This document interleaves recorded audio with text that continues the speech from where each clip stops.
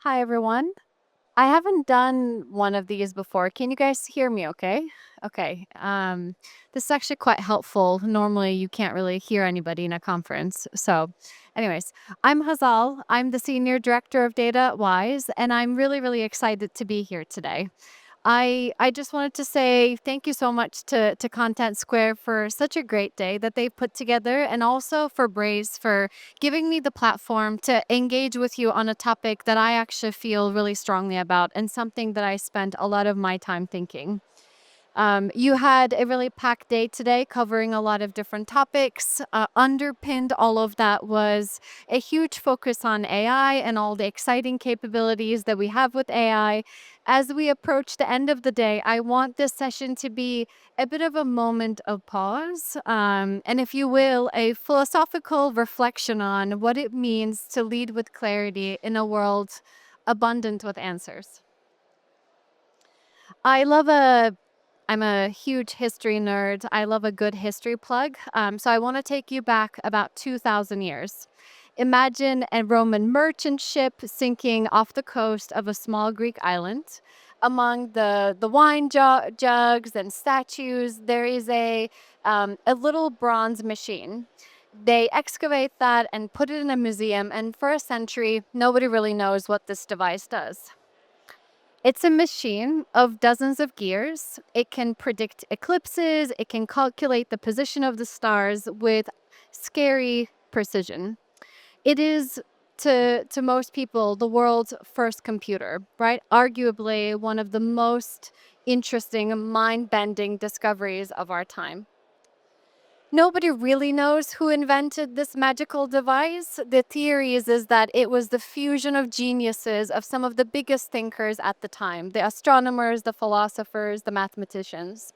But this device was created because the stars were there every night. People would look at them, they could observe them, they could note, but they didn't really have reliable information, right? So the collective mind was seeking for a reliable source of data, a reliable source of information, so that they could organize their lives according to the information that was provided to them.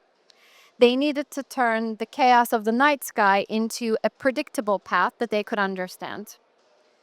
This miniature cosmos was created back then to help plan for things that really mattered, right? Planning a battle, a merchant going on a voyage, a priest planning a festival on the most auspicious days, the things that really mattered back then. But notice something critical. These ancient Romans didn't create this device and ask the device, hey, where should I go? Should I do a battle? Should I organize a festival? They asked this because they had things that they wanted to do. They had the intent, but they didn't really have information around the environment that they were operating in. So back then, the tool offered data and the people offered the intent. For the next 2 millennia, that remained as our relationship with technology, right? Information was the bottleneck. To know something was to have competitive advantage. And we used our logic and reason to hunt for these scarce resources, to hunt for this information, and then over time make sense of this information. Fast forward to industrial age, we build machines to multiply our muscles, we build calculators to multiply our math, and we created a bunch of tools. And these tools had a very specific purpose. They were there to extend our human capacity, but they lacked a will of their own, right? They didn't think for themselves. But we continuously got really comfortable with this better tool equals better choice dynamic, right? We convinced ourselves that if we have more data, faster processing, more speed, more powerful tools around us, that we would get to the right answer, and the right answer would somehow fall out of these machines. But as we stand here today, that equation has fundamentally changed, right? And we've been going through an evolution of that change, but we are at a very pivotal moment today. We've reached finally the end of any form of scarcity. And with the internet, we had already reached the era of abundance. But today, we are in overwhelming abundance, which is what this conversation is about. We're probably living through the most fundamental shift in the history of decision making today, right? Technology went really, really quickly from being a hammer to a co pilot to a driver, and it's going to continue to go on that trajectory. We had already gotten really comfortable with what was measurable. If a line went up on a graph that we cared about, we felt validated. If it went down, we felt like we were failures. We had outsourced our emotional state to the things that we could measure.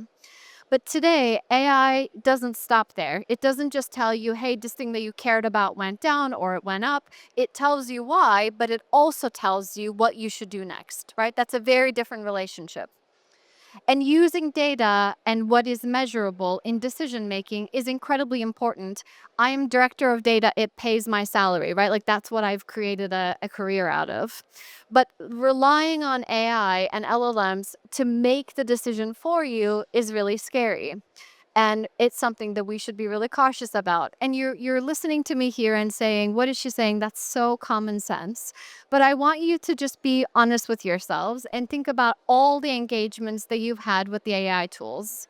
It is so unbelievably cool and so exciting and feels so smart and so cohesive that we would be lying to ourselves if we said that we absolutely do not let it make decision for us. It's a lie, right? If you're honest with yourself, it is a lie. But when an LLM generates a thought, it represents consensus, right? It's representing the average of all the informations that it had consumed. It represents the most probable best outcome for you. But what I want to talk about is leadership is rarely about consensus, right? It's actually never about consensus. It's about the gap between what is and what could be. The blank page phase used to be the most difficult part of our jobs. You would have to sit in front of a computer and figure out what your strategy is, what your plan is, what your roadmap is, what is the big bet that you want to invest into. Now, that phase has been made so much easier. But when you had that blank page phase, you were confronted with your own lack of clarity. And that was actually a really beautiful thing. And there was friction in that, and you were forced to actually think. Now that phase is gone, right? You can generate a 20-page strategy paper. Doesn't mean it's any good or meaningful, but you can technically generate a strategy paper in 5 minutes by just giving it a few more prompts. Let's be honest though, the tools again that we have are incredible, and they're nothing short of miraculous. I, for one, have my own incredibly toxic relationship with all of my agents. I love to go to bed early, and the last couple of times that I can remember staying up unbelievably late was for no reason or no fun reason other than playing with Claude and Lovable because I was just really deep into the things I could create. It's really, really exciting. Look at all the things that we've gained, right? Claude has made complex analysis a commodity, basically. You can take a year's worth of customer feedback and it can tell you the hidden signals that you may have overlooked. Cloud code has meant that you don't have to do any form of basic reporting at any point in time. All of that has been automated if you're using it really well. Again, ChatGPT means you don't have to ever look at a blank page. It gives you easily a starting point. And OpenClaw means you never ever have to do any repetitive tasks again. It can automate it for you. It feels like we're living in a sci-fi novel, and it's actually really cool. It's intoxicating, but at the same time, we have changed what it means to have a competitive advantage because every single one of us in this room can create an app without knowing how to code. We can use the same tools that's available to all of us at the same time. The fact that it's so democratized is, I think, one of the things that's so powerful about it, but it means that we are all on par with the basics, right? So now the fact that you can do something faster, the fact that you can do something, the fact that you know something, the fact that you can produce something is no longer your advantage. Literally every single person that has any time can do that. So the value is no longer the output, right? The value is in the selection.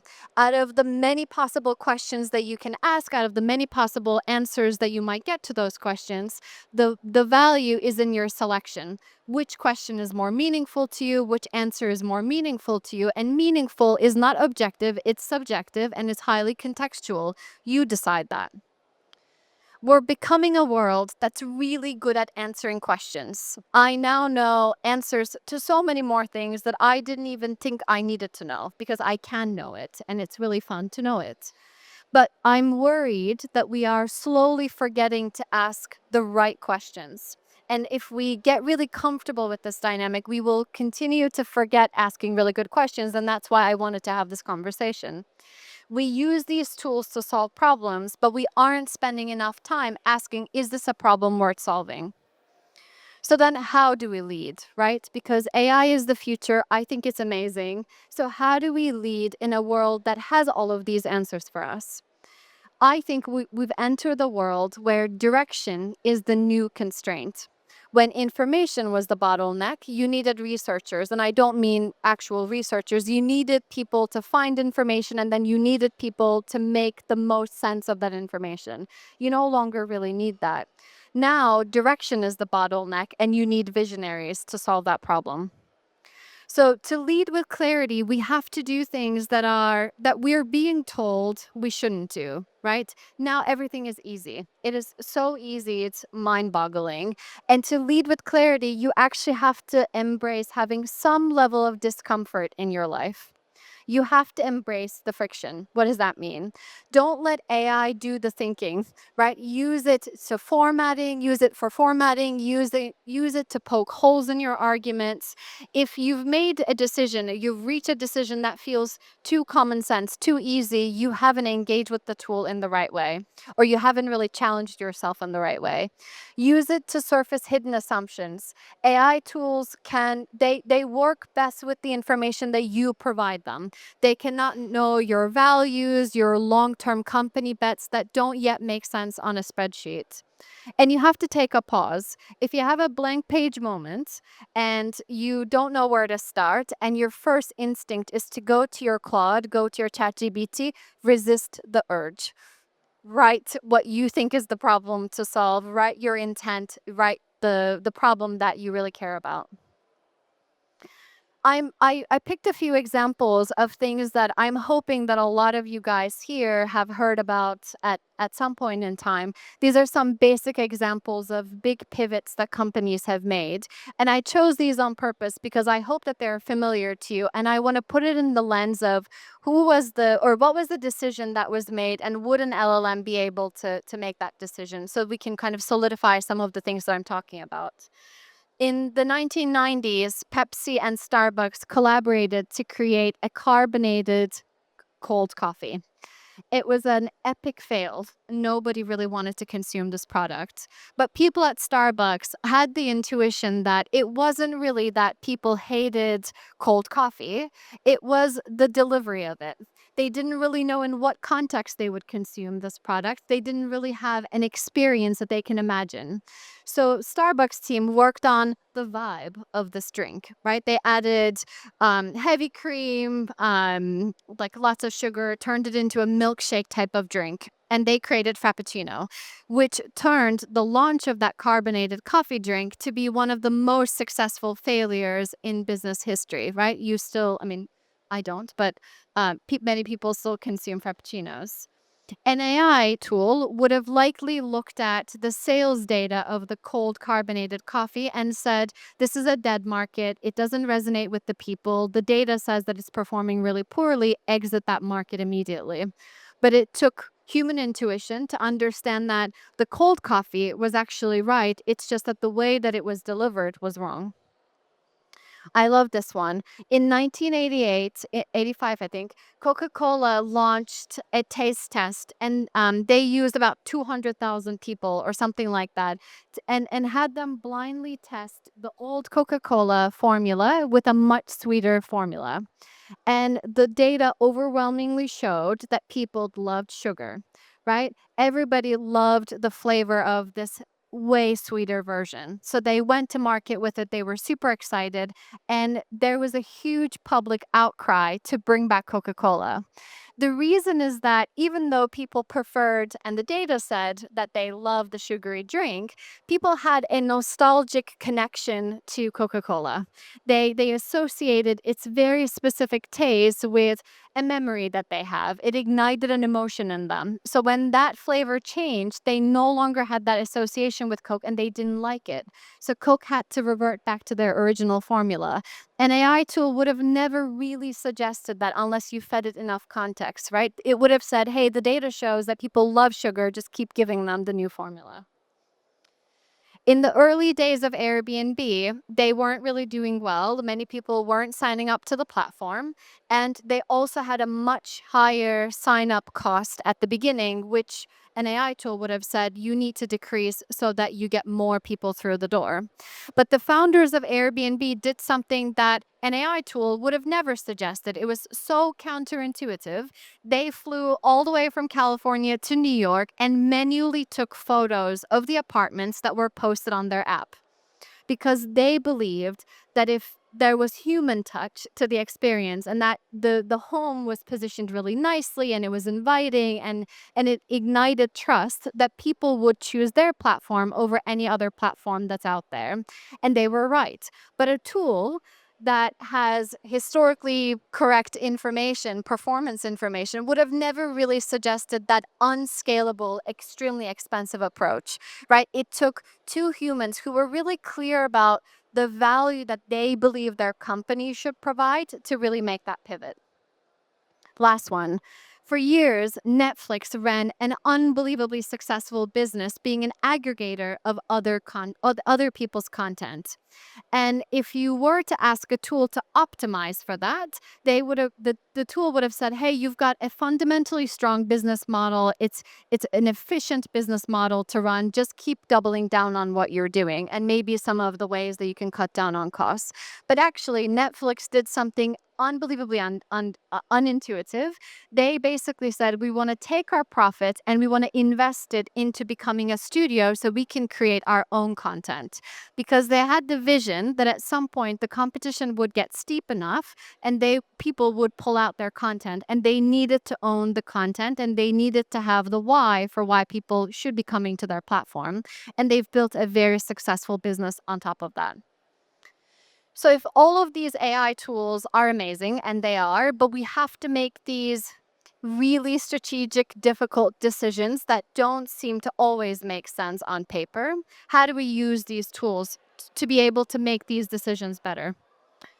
To ensure you're leading with clarity, like I already said before, you have to write down what you believe is the problem, what are your values, what are your intentions, and what are the things that you want to do. If you cannot articulate that, please do not do anything with the tools. I have had all my career the same conversation with anybody that asks for data. It's always really nice when somebody says, "Oh, I want to just give me the analysis of the customer behavior. What are they doing?"